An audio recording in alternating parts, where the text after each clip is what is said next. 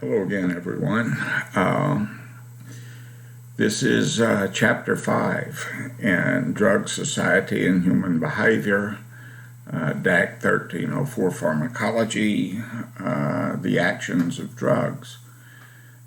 And it's important that we know not just that drugs work, but that we know a little something about how they work as well, because it informs what we do in terms of anticipating problems and working with our clients. And sometimes things like if you know someone's been doing a lot of Vicodin, eating a lot of OxyContin, shooting heroin or whatever, with withdrawal is not just possibility, it's pretty darn likely. And if our clients are going to get really sick, say within 8 to 12 hours, we need to be prepared to do something about that. If they are having withdrawal symptoms, we need to understand what those symptoms are and what to do. We need to understand how abnormality and tolerances and things like that affect the likelihood of substance use disorders and substance dependencies on the part of the clients that we work with. So there's a lot of factors that we need to consider. It's also really cool to know, to know these things. It's interesting to me. I suppose it's interesting to you too, since you're taking the course. But that's what we need to consider as we move forward in this. So, without further ado, I think I'll share my screen with you, and we'll go right to work. What do you say?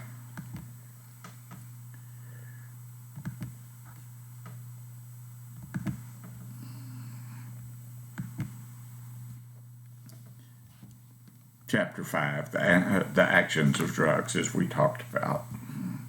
Where do drugs come from anyway? Originally from plants, for the most part. And some of these you may already know, like the marijuana plant here, Cannabis sativa. Or maybe you're familiar with the Jamestown weed, Jimson weed. Or the borrachado tree from South America, and the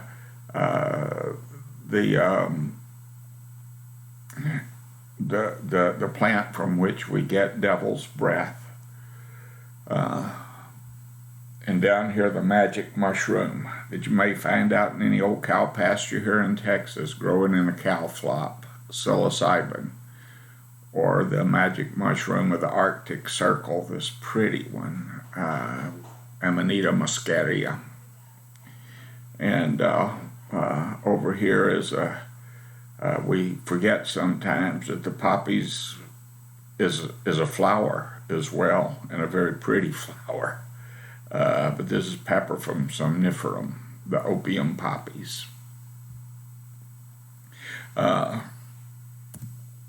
Sometimes from animals. And there's Homer Simpson licking a really bright colored frog. In nature, when you see small animals that are really bright colored like that, a frog that can't blend in with any jungle, this bright red and with electric blue racing stripes and yellow with yellow and red, all of these brilliant colors. That's nature's way of saying keep the hell away from me. And a lot of these critters can have a real toxic substance in their skin. Around here in Texas, and in our area, we have good old Bofo houstonius, the Houston toad, that lives around here. And he has a hallucinogenic substance called bufotenin that he secretes in his skin. You can't really get a trip off of licking a frog, so don't do it. It will cause you to have a real irritant effect in your mouth. And if you've ever seen a dog that's bit a frog or licked a frog, They look like they're rabid. They're biting and snapping and foaming at the mouth and rubbing their faces in the ground. Not pleasant. Plus, you got to consider the frog, too. It thinks you're going to eat it. So, give the frog a break. Nowadays, more and more often, substances come from laboratories. We've isolated extracts. We've isolated substances that we pulled out of plants. The opium that we extract from the opium poppy, pepper for somniferum, and then put it through some changes in a laboratory to create semi-synthetic analogs and then strictly synthetics. And we've done the same with marijuana to pull THC and hash oil and that kind of thing out of it. So we tinker and tinker with them. And with every stage when we're tinkering with these products, when you're taking an organic substance and then turning it into something else, making it different, you're usually doing that with the intent of making it stronger. And that's precisely what goes on when chemists synthesize these products. I'm sorry, I'm having a yawning issue, and that can be a little disturbing. I'm going to get through this, but I apologize. So some plants that are organic and found in nature, we looked at some of them a minute ago: marijuana, opium, magic mushrooms, Jimson weed, peyote, DMT, morning glories. Goodness, there's tons of stuff that are out there, but these are found in nature, and they've been utilized, by people throughout all of time. We've been aware of these types of drugs. DMT, I probably shouldn't have put it there as DMT. That's dimethyltryptamine, and that's the hallucinogenic agent. But the dimethyltryptamine is actually an ingredient and an extract of cohaba snuff, which is made from the bark of a tree, the cohaba tree, that's indigenous to Amazonia, to the jungles around Brazil. Semi-synthetic analogs are more powerful derivatives of these organic substances. Let me go back a minute. Organic, found in nature. Organic bananas are fairly good and healthy. Organic berries, organic grains, and we look at organic and we think, man, that's cool, it can't hurt you. That's not true. And, we said, well, look at marijuana. It's that little old herb that God put here for us to enjoy. It's organic. What could possibly go wrong? Curari's organic. Try some of that. Your life expectancy will be 12 to 15 seconds. But it's not a happy thought, huh? Anyway, so organic doesn't necessarily mean safe. We take something that's organic. We take the opium, and from the opium we extract morphine and paregoric and codeine and these type substances. Then we take those extracts and we tinker with them. We make them a semi-synthetic analog. We're starting with something that is organic, but we're playing with it in a lab. So that heroin, it starts with opium. We extract morphine from opium. We put the morphine through a laboratory process by which two acetyl groups are attached to it, to the molecularly, and it comes out diacetylmorphine, and diacetylmorphine is heroin. Hydrocodone is a semi-synthetic analog that comes from opium. Oxycodone is a semi-synthetic analog that comes from opium. And so and they become a stronger substance. And Vicodin, OxyContin, Percocet, all of these things have that semi-synthetic analog drug in there, and that drug is stronger than the parent drug, which is the opium. And in these laboratory versions, in these patented prescriptions for Vicodin, for instance, has a lot of acetaminophen in it as well, which is not found in nature. It's not an extract from a plant per se, and it goes into the Vicodin. So not only are there more powerful derivatives of a parent drug, but they also have other substances put into them as compounds. Synthetics are even more powerful substance, and they're related through molecular structure and not derivative from a plant.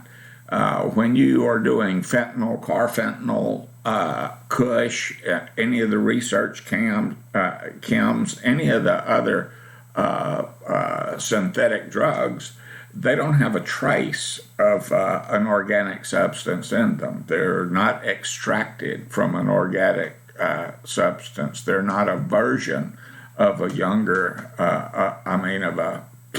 not a version of an organic substance. These are strictly laboratory manufactured products.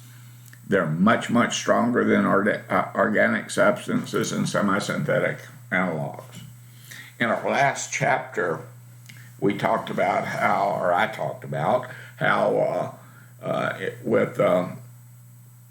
if you're smoking marijuana, the THC, the active agent in marijuana, will cause neurons in the brain to fire to a certain percentage, maybe anywhere 17, 20, 25, 27, 30%, depending on the strength of your weed.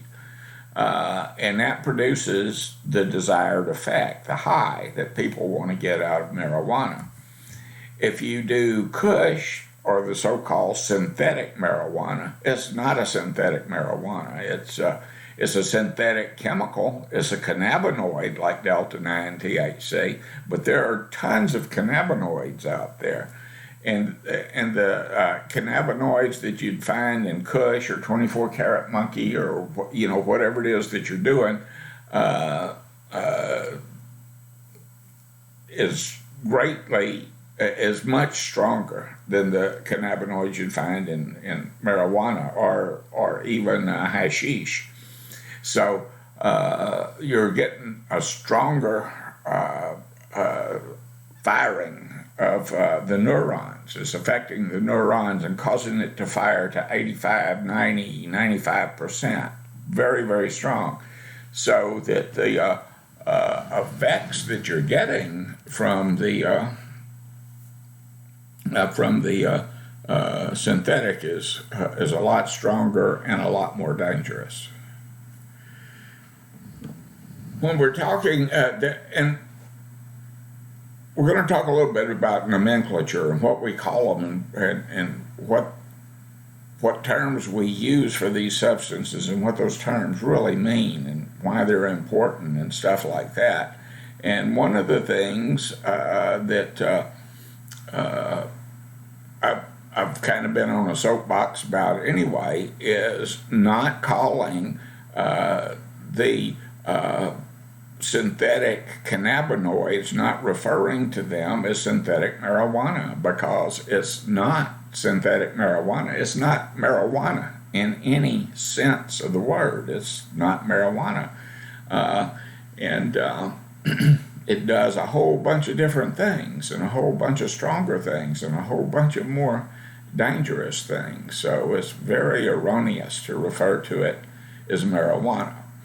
When you talk to people, and as a professional, you'll find that there's a lot of myth and misunderstanding about drugs out there today.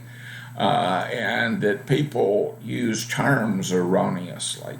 And we're going to be in a position where we can help them to understand, to help correct them, to help them use the proper terms and to think about it in the correct way, to avoid confusion.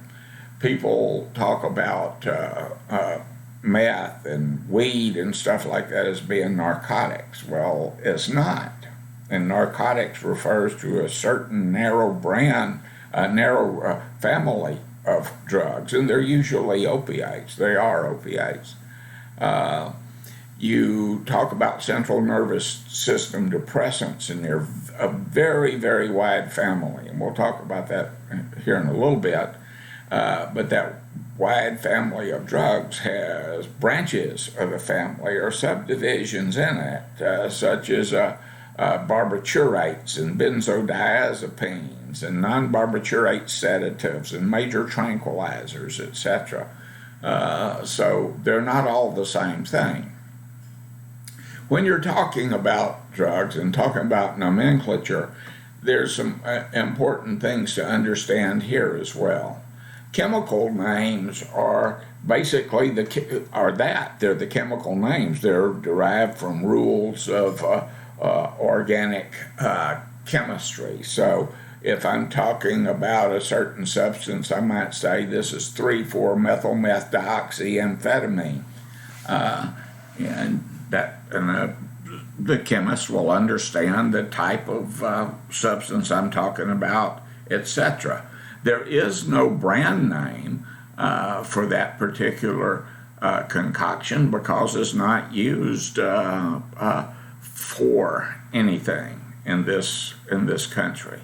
There is no generic name for that, but there is a street name, and the street name, of course, is ecstasy. But you might go up here and say, okay, the chemical name for this analgesic pain reliever that I'm about to take, this analgesic drug, and that's what an analgesic is a pain reliever, is acetylsalicylic acid. And there you got it. Then the brand name is Bayer because this acetylsalicylic acid concoction was developed by Bayer Laboratories in Germany, right? And so they got to put their name on it, and it's Bayer. And the generic name is aspirin. And you can buy the very same chemical concoction that this brand name refers to, but you can get it at Kroger's by the generic name aspirin. There is no real street name for aspirin. There's no street concoction unless you've bought certain illegal substances from my little brothers who would cut it with aspirin and stuff like that. So just in case you got a headache, kind of nice of them, wasn't it? When you're looking at things like brand name and generic names, and this is important, brand names are what you get to call it if it's your patent. You've got this concoction, you've applied for a new drug permit, you've gone through all the steps to get this drug tested and onto the market, and you've got a chemical name for it. And your chemical, you don't use your chemical name, mostly you'll come up with something else. We'll talk about this a little later on when we get into looking at types of drugs specifically, but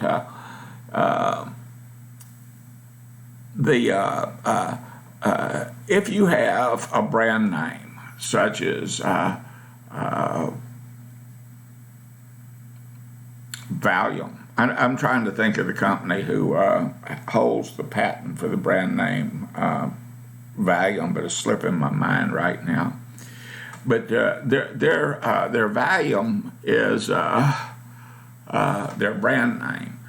But you can get the chemical, the active ingredient in the Valium is diazepam, which is a benzodiazepine, which is a family of central nervous system depressants.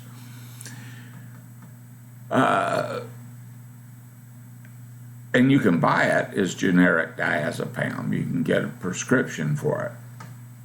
So which is best? Is the brand name a better product than the generic, or is the generic a better problem, a better product than the brand name? And the answer is neither. They're equal. They're equal products. And a generic, to be a generic, has to meet three equivalencies, and this before it can be a generic. It has to be chemically identical to the parent drug that it's. It has to be chemically identical to the parent drug that it's claiming equivalency to. What that means is generic diazepam and Valium have to be identical. They have to be they have to have the same chemicals. They have to be put together in the same formulation. They have to be pressed at the same press, because pressing a pill at more psi can make it harder to break down and make it not work as fast, etc. So they have to be chemically identical. And if they're chemically identical, boom, then this product has met the first equivalency. The second equivalency is biological equivalency. And biological equivalency means that if I take a Valium and I wait an hour or 2 hours or however long I set to wait, and draw blood and look for bound molecules in that blood, then they should be there in whatever amount.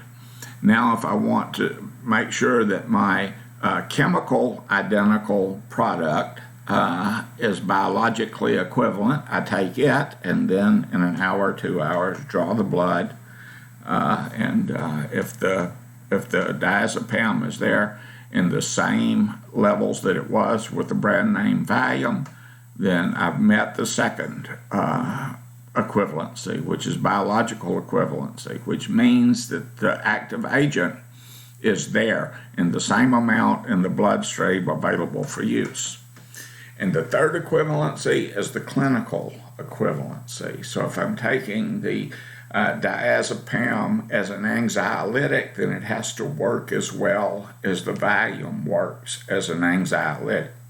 So once I've met all three of these equivalencies, then I have a generic drug, and I can call my generic drug diazepam, because that's what it is, and it's clinically equivalent to the Valium, and everything's hunky-dory.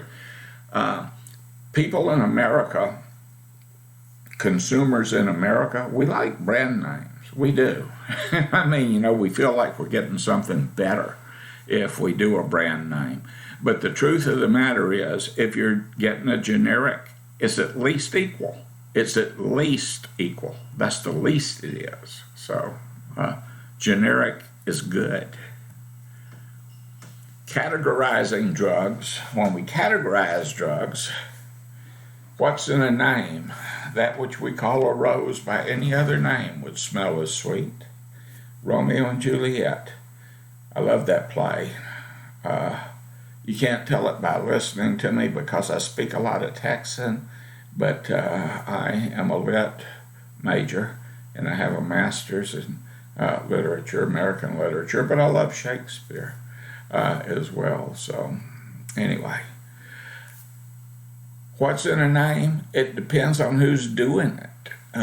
We use terminology very often depending on who we're talking to, what we're talking about, who it is doing the talking. Are we professionals? Are we amateurs? Do we know what we're talking about? Are we misusing terms? When we're talking about names and trying of drugs and trying to separate drugs out into categories, it very much depends on who's doing the looking. Cops are doing it one way. They're wondering, is it a controlled substance? Is it illegal? Do you have the right prescription? Is it in the right bottle? And that's what they're looking for, lawbreakers, and what to do about this. Pharmacists look at drugs another way. users look at drugs an entirely different way. So who's doing the looking and how do you categorize them? Question. So how do counselors do it? And the answer is by effect. Now this little graphic here comes out of your text, out of chapter 5 in your text. And if you start here at 12 o'clock high, there's stimulants. And stimulants are sympathomimetic drugs. They fire you up. You're all dressed up, no place to go, right? Cocaine, amphetamine, caffeine. There's a lot of different stimulants, and we'll talk about some of them when we get into that chapter. Methylxanthines, bunches of them. But these do certain things. They suppress your appetite. They cause wakefulness. They make you more alert for short periods of time. You can focus your concentration. Over a period of time, stimulants get you very ragged around the edges, and you may do things like formicate, where you feel coke-bruh, but that's with an M, not with an N. Formicate, not fornicate. But that could happen as well. But you feel coke bugs under your skin, and you scratch and itch, and that's and people will hurt themselves trying to dig the coke bugs out and have psychotic breaks and things like that. Hallucinogens, even the name tells you what those are about. Psilocybin, LSD, ayahuasca, these types of things. And hallucinogens cause you to see things and experience things sensorily that in a very different way. And we'll talk about all of those differences when we get to that chapter too.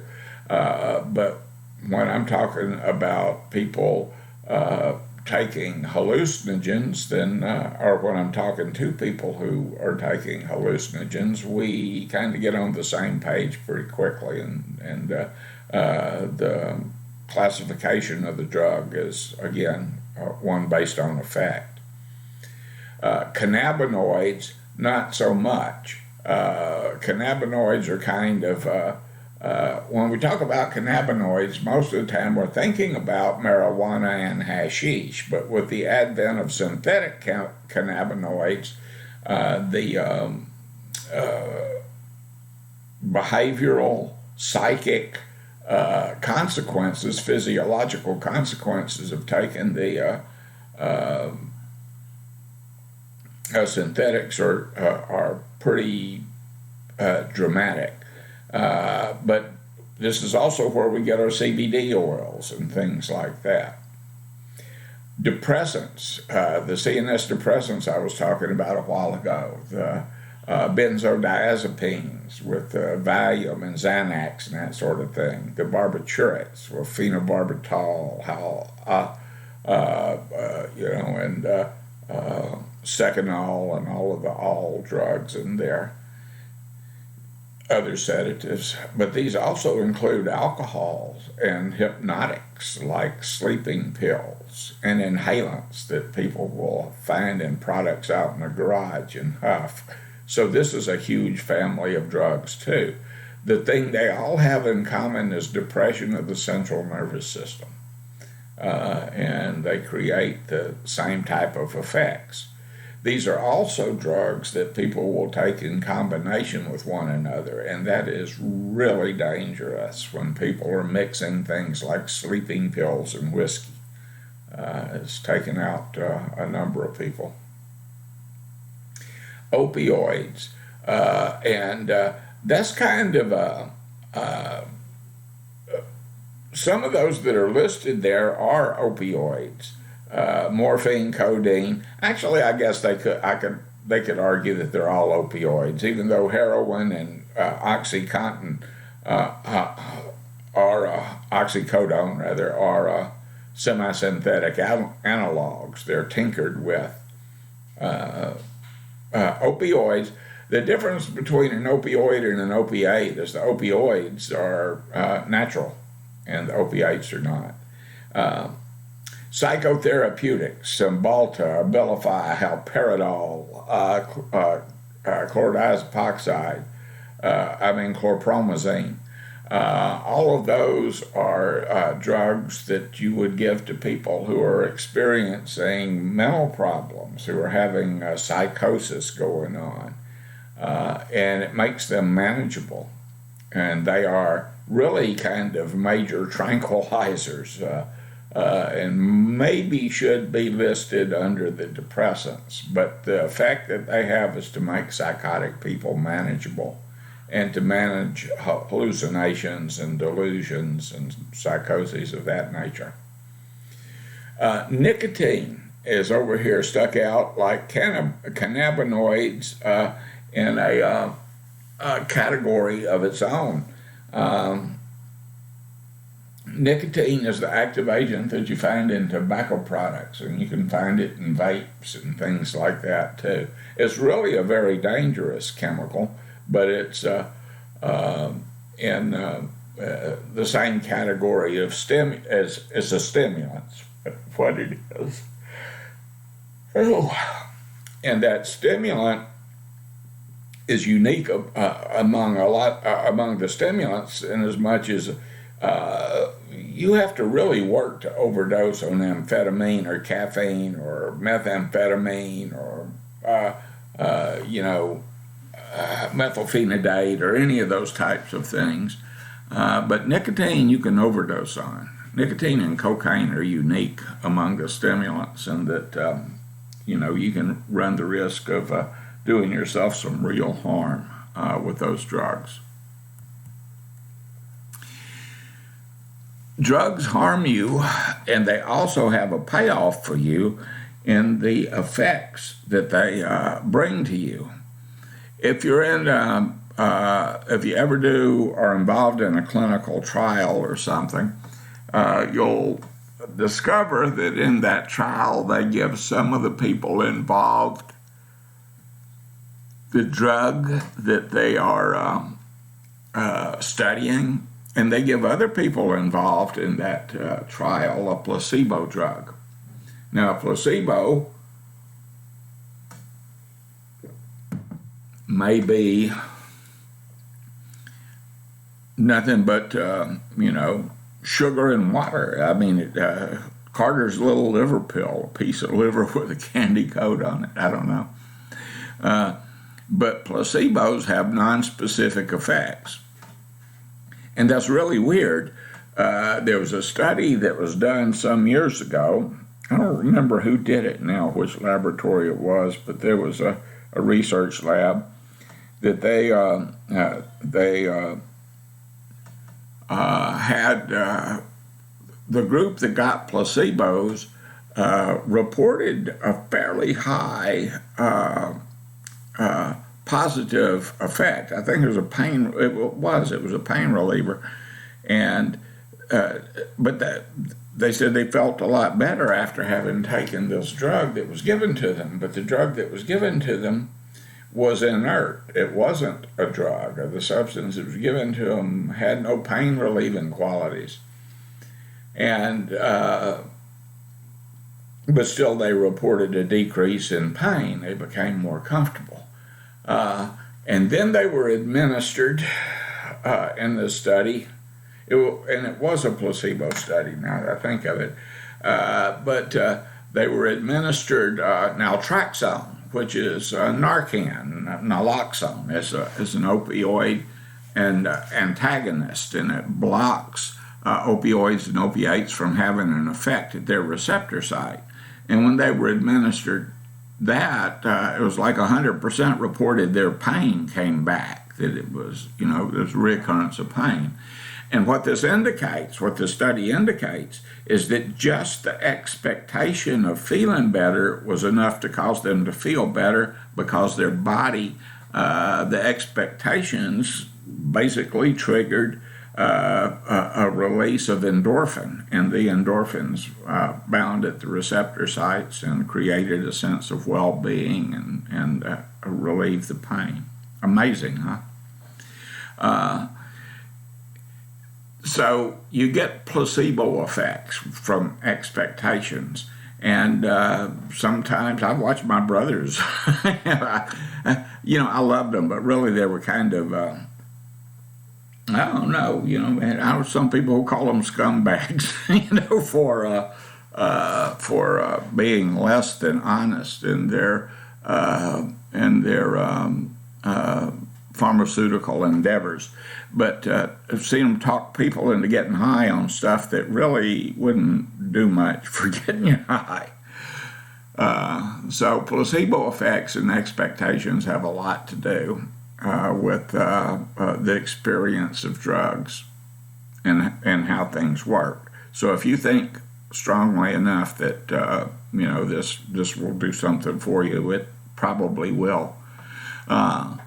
Clinical effectiveness is a whole nother thing, and we're going to talk about the clinical effects. You want a substance that performs well. If you have a headache, you want something that will make that headache go away effectively in the shortest amount of time. But remember that all drugs have multiple effects. It doesn't matter what they are. There is no magic bullet that you fire into your body and it goes right to the place where it needs to go and does one thing and one thing only. All drugs have multiple effects. We want a drug with the fewest side effects, the fewest secondary effects. We want a drug that gives us the best primary effect or desired effect that we get, that produces the best clinical response for whatever condition it is that we're trying to treat. Dr. Albert Hofmann, who discovered lysergic acid diethylamide, or LSD, was he was studying chemicals from a blight that grows in wheat. It's called ergot. And he was looking for a cure for migraine headaches, or for treatment for migraine headaches. And he found one. It worked beautifully. It just had some ugly side effects, or for him, rather ugly. We'll talk about that in hallucinogens, too. The lithium, which is a substance, it's a naturally occurring body salt, and it's an element. It's listed in the elemental table, for those of you that get into chemistry and that kind of thing. But when it hit the market, it was a salt substitute, and people putting it on their French fries found out it had a bunch of other effects, too, and it wasn't a good idea to eat this. That's the deal. So you have to consider the unwanted effects or the other effects that happen. If you're taking aspirin, and you want to give blood, for instance, they want you to take to stop your aspirin 48 hours, at least 48 hours before you go to give blood, because aspirin affects blood's ability to clot. It interferes with clotting. It reduces the number and the effectiveness of platelets in the blood, and you bleed more. So every drug that you take has a secondary or side effect. Most of them we live with, not a problem. Then there are idiosyncratic responses, and idiosyncratic responses are totally unexpected responses to a drug. For instance, you snort a line of cocaine and fall right asleep. No one expects that to happen. That's an idiosyncratic response. We expect you to go entirely the other way. Or you take a couple of Valium and it perks you up. Valium doesn't perk you up. Anyway, if you're having an unexpected effect to the substance, then it's an idiosyncratic response. And that happens too. We have people who, we're talking about individual metabolisms, and they can be quirky, so it might not work the same for everyone. just generally regarded as safe, generally regarded as effective. Dose-response relationships, and I just thought of this album. I haven't listened to it in a long time, but I always like the title, The Smoker You Drink, The Player You Get.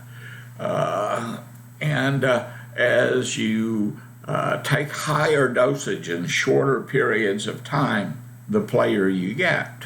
So there are factors that are involved in drug use, any kind of drug use. If you're doing therapeutic amounts of drug usage. When you're taking antibiotics, they recommend that you take antibiotics at the same time every day, however many times you have to take them, so that the hours are spaced out, but you're getting this predictable dosage in a predictable amount of time. There's a window there where you don't take anything, and then the time comes around, you take it again. So you're taking this same reliable dosage over time. And this reliable dosage over time is the same potency. That has to do with strength. So the amount is of equal strength. You have to take into consideration time, when you take it, how you take it, which is routes of administration. Those are all factors in how quickly a drug will have an effect on you and how intense that effect will be and what other type of side effects and secondary effects you might expect from that drug.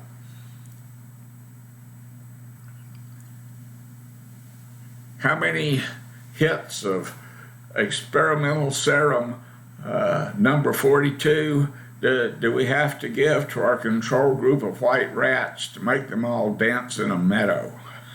I don't know. We'll find out. Let's start dosing them. Safety versus effectiveness. We are faced with a dilemma when we're preparing things for human consumption. That dilemma is something along the lines of what is it that we want to cure? What is it that we want to make better for a person who would be consuming this substance? How safe is it? How much do we have to give them to see an effective response? And what constitutes a dangerous level? Well, we take these happy little white mice here, and I take Bushart's compound X that I'm testing, and I dose the little boogers until I get them to dance in that meadow. And that's called the ED50. When I get a response in 50% of my test group, some type of observable, measurable response to the substance, then that's the ED50. And that's the effective dosage. That's the amount it takes to get half of my group high. And then I keep dosing the group until I hit LD50, which is lethal dosage. And that's when I kill half of the test animals that I'm working with the dosage that I'm giving them. In between the ED50 and the LD50, there is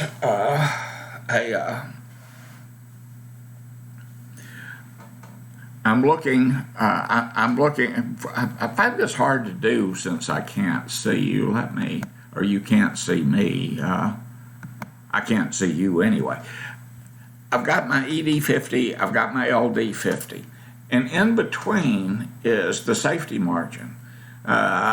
With my ED50, that's 50% response to the dosage that I'm giving them. With the LD50, that's the lethal dosage. If I'm giving you something like an anesthesia, look at this. You can't drive a hair through there with a sledgehammer. I mean, the amount that it takes to be effective and the amount that it takes to kill you is almost immeasurable. if you're having general anesthesia, you're as close to dead as you're ever going to be and walk back from it. And I mean, that's why they've got all of these wonderful people in the room who know what they're doing, who are making sure that you come through it when when you are down enough that people can cut you open and walk around inside you for hours. That's a very depressed system. And they bring you out. Other drugs that we have that have a very wide safety margin. Aspirin has a terrifically wide safety margin. LSD has a wide safety margin, and a low threshold, for dosages. It's a potent drug. It takes 30 to 150 micrograms of LSD to cause you to have a pretty heavy trip. But you can take it all day long and you're not going to die from it. I mean, for the most part, you wouldn't want to be, stupid drinking it by the quart or something like that. But people don't accidentally overdose on that. Some marijuana is very potent, and you can get, a buzz off of that at relatively low dosages, and it lasts for a while, but it's got a real wide safety margin. Alcohol has a pretty wide safety margin as far as the overdose factor is concerned, but it's got behavioral toxicity associated with it, where, last words of the redneck, hold my beer and watch this kind of stuff, right? So, if you're going to use drugs rationally, you want a drug that has a relatively low dosage to be effective and a relatively wide safety margin with very few secondary or side effects. The fewer secondary or side effects, undesirable effects, the fewer the better, right? Makes for a more intriguing clinical experience. Let me get back to the PowerPoint.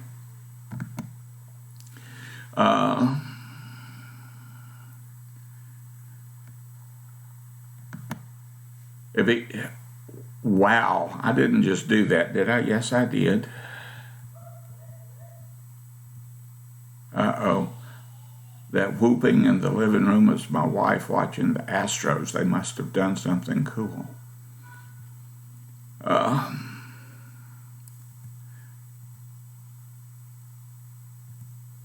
Yeah, there we are. ED50 and LD50. Rational use of drugs. Dosage is related to potency and duration of effects. If you drop acid, you're going to be busy for a few hours, and you don't have to take another hit, and you don't have to worry about it. It takes a little bit of acid to get you high. Takes a fairly large amount of alcohol to get you drunk. You're going to have more than a couple of drinks, probably. And if you get good and drunk and you drink a lot of alcohol in a short period of time, you're going to be drunk a long time, because alcohol is not a very potent drug.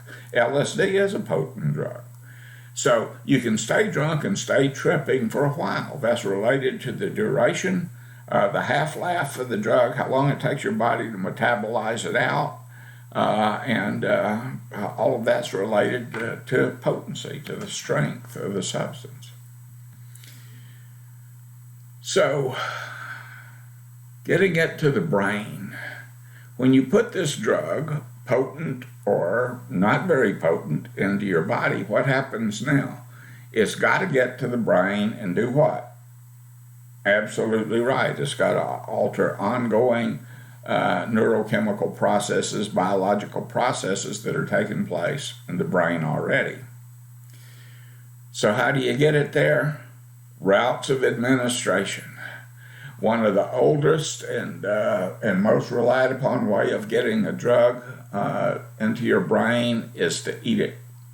And that's ingestion. You ingest a drug orally, you swallow it, and it hits your stomach, and most of the time that drug will be going through the digestion process down there and being changed in some ways, but is absorbed into the bloodstream.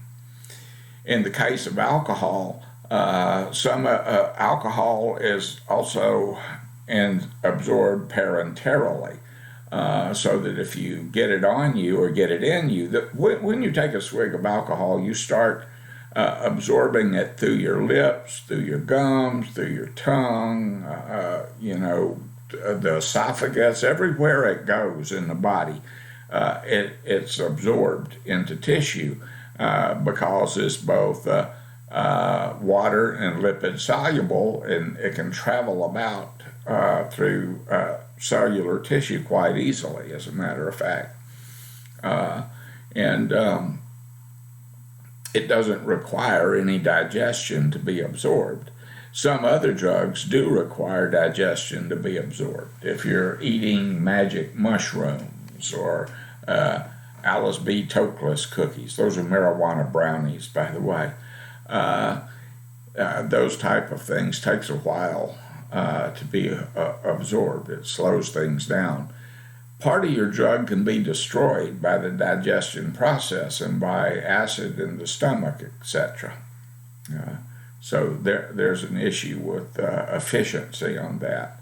And if you take your drug and decide immediately thereafter that was a really bad idea, you can stick your finger down your throat and barf and probably get it out again before it's absorbed. So there's that. Insufflation is snorting, and we've talked about this in another class. Those of you that have been in 1319 are going, wait a minute, I'm having deja vu.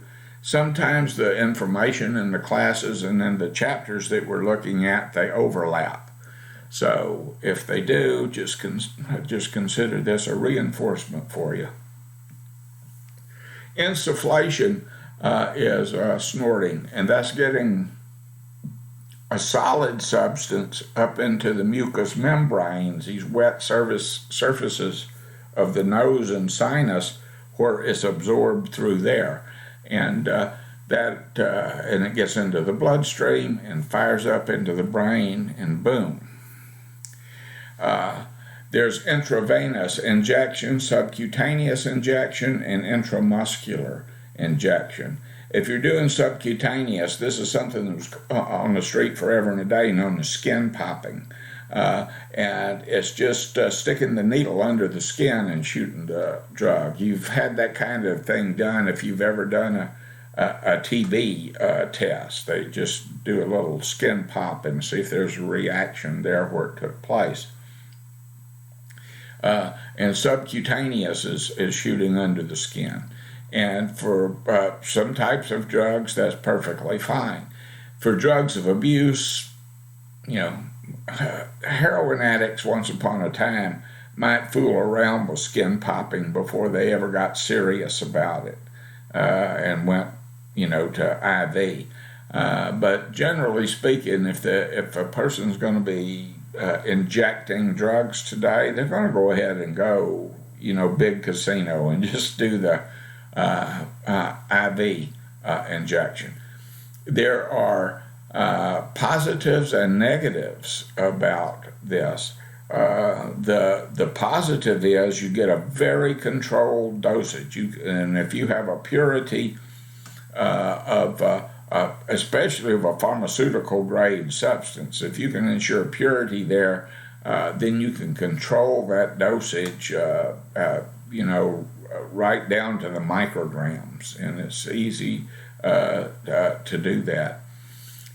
It goes straight into the vein. It bypasses all metabolic processes that the liver and thing might expose it to, because the blood's going boom right up to the brain, right? So it gets there real fast. Intramuscular is another good way to. Intramuscular is pretty good, and if you're in the hospital, I had my hips replaced back some years back, and they were giving me like a morphine drip. But I mean, these things. This was it was painful, and so I had a lot of breakthrough pain, and I called the nurse and. they would give me Demerol that they were shooting into my thighs. They weren't even putting it into a main line, which I thought was kind of a ripoff. But it produced relatively rapid pain relief because there's a huge blood supply in those muscles. And so it gets into the system and goes through the system very quickly. Then there's inhalation. Inhalation and insufflation are confused very often, but inhalation is turning your drug into a gas, getting a gasified form of the substance. The drug is in a gaseous state, and you inhale it. And the drug is then absorbed through your lungs, not through your nose, not through your mouth, not through the sinuses, only that stuff, but it's being absorbed through the lungs. This gets it to the brain really fast too, because if you, when you inhale air, a thing that makes it, it doesn't make it go any faster, but when you inhale, the oxygen is absorbed through the lungs and goes into the bloodstream and goes very quickly to the brain, because the brain is an organ of the body that really demands a lot of oxygen. You've got to feed that brain and feed that brain with it. So anything that you inhale will be absorbed into the bloodstream and shot to the brain, so it gets up there very quickly.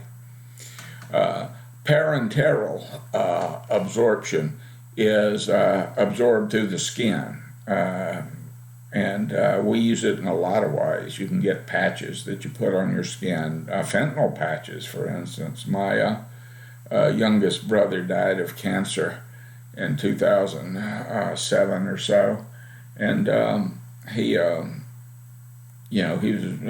in bad shape, and he was in pain, and so we gave him a lot of fentanyl patches, and man, they helped, but cancer is an ugly disease, and the pain medication, the fentanyl, was absorbed in a time-release manner through the patches that he was wearing. Then there are drugs that you can do rectally, and other ways of getting drugs in the system too. I remember when it was fashionable to drop LSD into your eye, and it doesn't do anything any faster or quicker or hipper or slicker or anything like that. It's just what some people were doing, and getting eye infections, things like that. So routes of administration matter in terms of dosage, in terms of potency of the drug, and in terms of how quickly you get it there. Alcohol, as I said before, is not a very potent drug. If you're taking it orally, you have to drink a good deal of alcohol compared to other drugs. However, if you decide you want to shoot that alcohol, you better cut that dosage down considerably, because if you shoot a shot glass into your vein, you're going to wake up dead. You're not going to survive that. So the alcohol that's in the bloodstream at that level is a lethal dosage. So routes of administration do matter, and it's much easier to overdose, for instance, on shooting heroin than it is snorting heroin. In the blood, it must cross the blood-brain barrier. You remember this guy from a chapter or so ago? And that tight mass capillary wall that's around the brain, the modern brain, the not so primitive brain, and in order to do that, the drug has to be in the bloodstream, and it has to be bound to blood cells, because blood cells are going to flow through here, flow into the brain, and that blood-brain barrier is going to keep impurities out for the most part. So the drug binds to the red cells, And because the drug is lipid soluble and can get through the fatty lining, remember these are glial cells here, which are basically fat cells is what they are. And they give form and protection and all that kind of good stuff. So to get through there, the drug's going to have to be lipid soluble. And it does. It crosses the blood-brain barrier. And once it's in here, it alters those ongoing processes in the way we talked about in Chapter 4 by interfering with normal processes. And it either causes something to happen, shuts something down, causes a release of naturally occurring neurochemicals, has presynaptic, postsynaptic effects, causes changes in sensitivity and functions of neurons, all kinds of good stuff it can do in there. So it will have specific and non-specific effects once it's there, for the most part. Again, there's not a drug that will do one thing and one thing only. Drug deactivation and metabolization has something to do with this process as well. Sometimes when you're breaking down a drug, you produce active metabolites. Remember, we were talking just a little while ago about organics, semi-synthetic analogs, synthetics. When these drugs are in your body, these types of substances are in your body and they begin to break down, they break down differently. Synthetics have their own way of coming apart. And synthetics are usually deactivated, and this is one of their good features, are usually deactivated to a less toxic substance. Semi-synthetics, and organics, they're a little quirky when you get to that. Sometimes breaking down a drug produces these active metabolites, which are psychoactive in themselves. Sometimes they're weaker substances. Heroin, when it begins to break down, begins to metabolize, the first thing that goes for the heroin being broken down are the acetyl groups that made it more lipid soluble and faster acting and stronger. So it breaks down to it. The first stage metabolite of heroin is morphine, and morphine is a powerful narcotic drug in its own right. And then it breaks down further until it's deactivated and removed from the body. Sometimes the substances break down and they're stronger substances. For instance, when you take psilocybin, the magic mushroom of the Southwest, psilocybin is a pretty powerful hallucinogenic substance. And it's quite a powerful hallucinogenic substance. But its first stage metabolite is psilocin, which is an even more powerful hallucinogen. So psilocybin doesn't become weaker as it breaks down. The substance becomes stronger. The first stage metabolite is a stronger hallucinogen than the parent drug, but it's in a much lesser amount because of the destruction of the metabolic process. Sometimes when substances are taken together, a different substance is created during metabolization altogether. And the one that comes to mind immediately is something we didn't even know about 20 years ago. Alcohol plus cocaine in the metabolic processes equals a third drug as a first stage metabolite, which is cocaethylene or coconol, that is produced as a bastard child of these two parent drugs.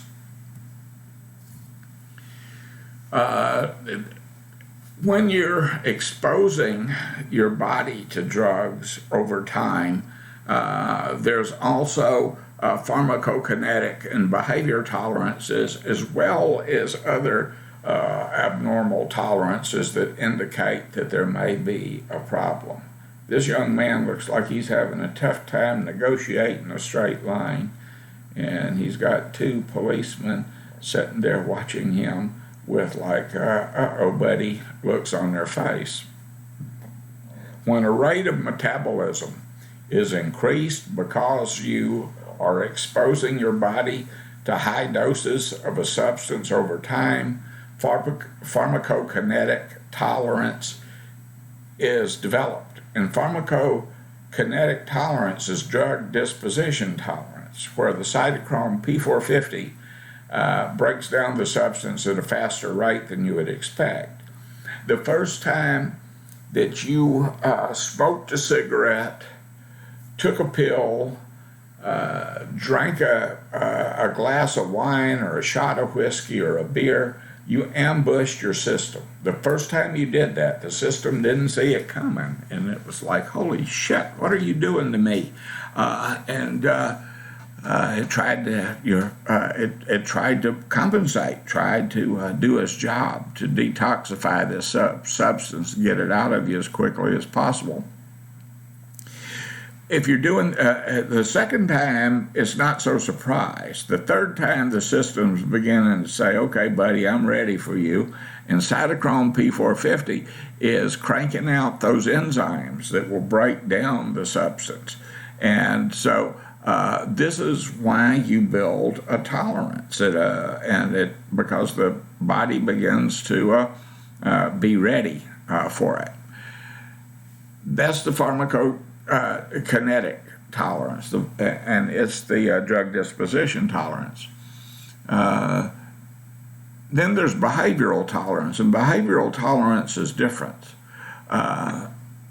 In the other class, I mentioned that 0.08 is the legal blood alcohol level, and is the legal intoxication blood alcohol level in Texas, blood alcohol content. And it's that way across all 50 states. So all of us now are 0.08. But 0.08 in someone who drinks all the time and 0.08 in someone who very rarely drinks can look real different in terms of behavior. Someone who's not used to drinking with a 0.08 is pretty obviously intoxicated. They're relatively easy to knock off. Someone who drinks a lot all the time, not so much, because they're used to having the drug in their system, and they're used to operating, performing, doing things while under the influence. So they may be better at walking a line than this young man. Not to say good, but better. In conclusion, the actions of drugs depend upon many factors, and some of these, for sure, certainly predict substance use problems. If you have idiosyncratic responses, abnormal tolerances, those are indicative of nascent substance use problems, disorders, if you will. It's important for addiction professionals, for people in the treatment field, to understand, how drug actions and interactions and how they operate in the individual, in order to understand not just the addiction process, which is important, why certain people get addicted and others don't, etc., but also to formulate effective treatment plans and to anticipate problems with, depending on if you understand the difference between how alcohol has an effect on people and heroin has an effect on people, or the synthetic cannabinoids have effects on people. And you understand withdrawal symptoms and when they appear, etc., and so forth, then you're armed to address these problems as they arise and to anticipate them and head them off at the pass every chance you get, to try to make to get ahead of the curve, to try to make it an easier journey, recovery, whatever you want to call it, for the clients that we're working with. and like I said, if I find this fascinating, it's it's interesting to me, and I've been in the field for a long time, and I hope it's interesting to you too, because it is kind of your chosen profession, and you don't want to get into a job that you hate doing. Anyway, so the actions of drugs are important to understand. When we come back, our next lecture, we're going to get started into the categories of drugs, the substances of abuse, and what they are, and how and why people use them, and how they appreciate them, and things like that. I think that's more what you signed up for in this class, anyway. But that's where we'll be. So, see you next time.